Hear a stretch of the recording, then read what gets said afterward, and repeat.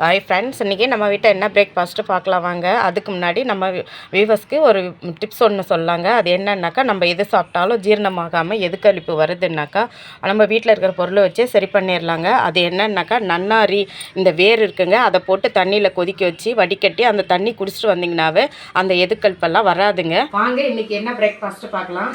பாருங்கள், இன்றைக்கி சூப்பரான பொங்கல் தாங்க. நெய் பொங்கல் செஞ்சுருக்குறேங்க.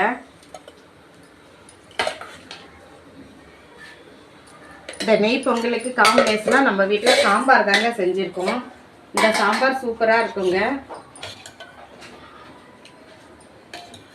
கத்திரிக்காய், கேரட்டு, முருங்கைக்காய்லாம் போட்டு சூப்பரான இதே சாம்பார் பொங்கல் சாம்பார் செஞ்சுருக்குறோங்க. இதுக்கு காம்பினேஷனாக நம்ம வீட்டில் மெதுவடை தாங்க செஞ்சுருக்கோம். இந்த மெதுவடை எங்கள் பேத்திக்கு ரொம்ப பிடிக்குங்க. பாருங்கள், இன்றைக்கி நம்ம வீட்டில் சூப்பரான பிரேக்ஃபாஸ்ட்டு தாங்க. இன்றைக்கி இந்த மெதுவடை செஞ்சுருக்கோங்க. அது எங்கள் பாப்பாவுக்கு, எங்கள் பேத்திக்கு ரொம்ப பிடிக்குங்க.